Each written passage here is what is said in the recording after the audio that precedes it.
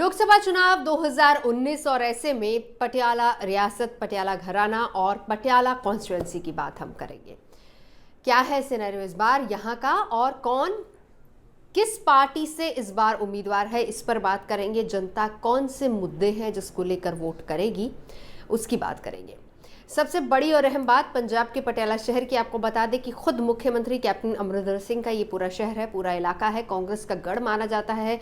3 बार उनकी वाइफ यानी कि परनीत कौर यहाँ से एमपी रह चुकी हैं, लेकिन पिछले बार के जो चुनाव हुए थे 2014 के, उसमें आम आदमी पार्टी के डॉक्टर धर्मवीर गांधी ने उनको हराया था और यहाँ पर कांग्रेस को हार का सामना करना पड़ा था। पहली बार डॉक्टर धर्मवीर गांधी मैदान में उतरे थे और पहली बार ही उन्होंने परनीत कौर को हरा दिया था।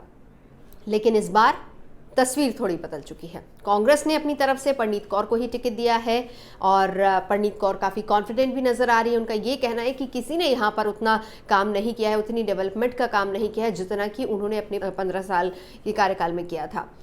वहीं दूसरी तरफ डॉक्टर धर्मवीर गांधी जो है वो नया पंजाब पार्टी एक बना चुके हैं और उसी के तहत वो चुनाव लड़ रहे हैं। डॉक्टर धर्मवीर गांधी ये कहते हैं कि मैं, क्योंकि आम आदमी पार्टी से ताल्लुक था, भले ही वो पार्टी छोड़ चुके हैं, लेकिन आज भी वो ये बात मानते हैं कि वो एक आम नागरिक हैं, जनता के बीच से आए हुए एक ऐसे शख्स हैं जो कि जनता के दर्द को समझते हैं, जानते हैं और उन्होंने क्योंकि काम किया है तो इसीलिए वो उसके बूते वोट मांग रहे हैं।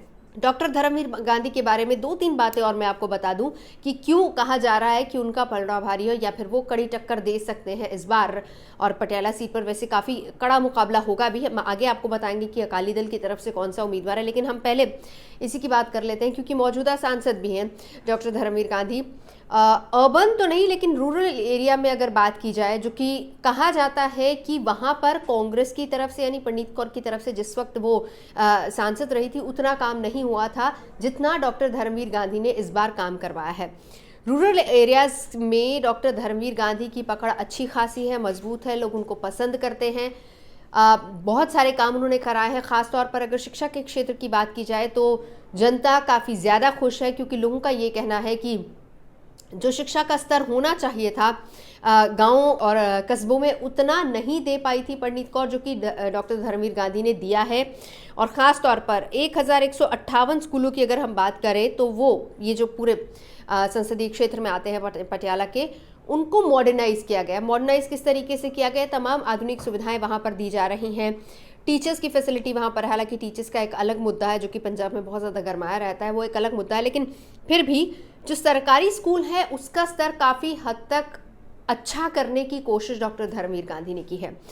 रूरल एरियाज़ की ही बात कर लेते हैं, तमाम वो ऐसे इलाके, वहाँ पर सबसे बड़ा काम जो उन्होंने किया कि हर एक गांव में 2 से 3 शमशान घाट हुआ करते थे। जाति धर्म के आधार पर लोग क्रियाक्रम किया करते थे, लेकिन डॉक्टर धर्मवीर गांधी के आने के बाद उन्होंने उन 4-5 शमशान घाटों को हटाकर वहाँ सिर्फ एक ही कर दिया। उनका ये कहना था कि चाहे वो किसी भी धर्म जाति का हो, एक ही जगह सारे क्रियाक्रम और अंतिम संस्कार होना चाहिए और बाकी जो ज़मीन थी उसको उन्होंने स्कूलों में तब्दील कर दिया।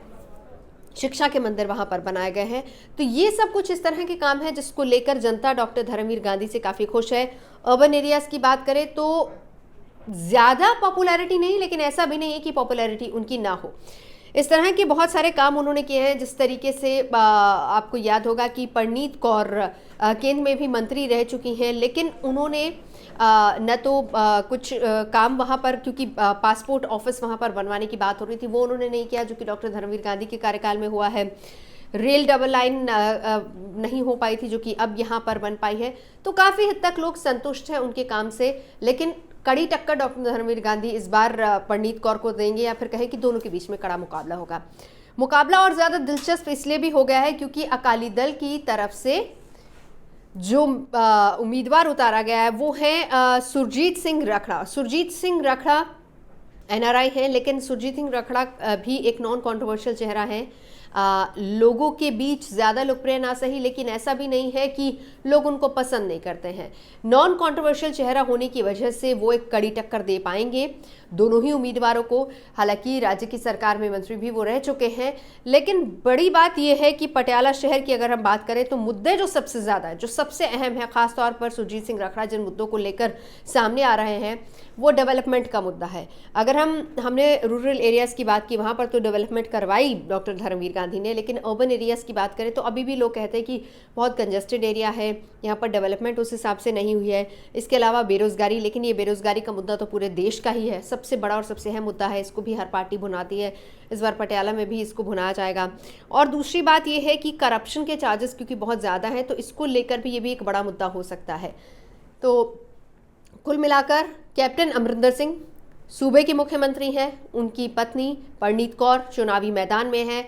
कड़ी टक्कर देने के लिए डॉक्टर धर्मवीर गांधी को, जो कि मौजूदा सांसद हैं, और अकाली दल की तरफ से सुरजीत सिंह रखड़ा को मैदान में उतारा गया है। आम आदमी पार्टी को अभी कोई कैंडिडेट मिल नहीं रहा है, क्योंकि पिछली बार डॉक्टर धर्मवीर गांधी आए थे, इस बार कोई कैंडिडेट मिल नहीं रहा है। लेकिन इस बार वो किसको उतारते हैं, वो पत्ते जैसे ही खोलेंगे उस पर भी हम आपको और जानकारी देंगे। फिलहाल पटियाला कॉन्स्टिट्यूंसी का ये था पूरा हाल। आप सब्सक्राइब कीजिए पंजाब तक को, सारी खबरें आपको यहीं पर मिलेंगी।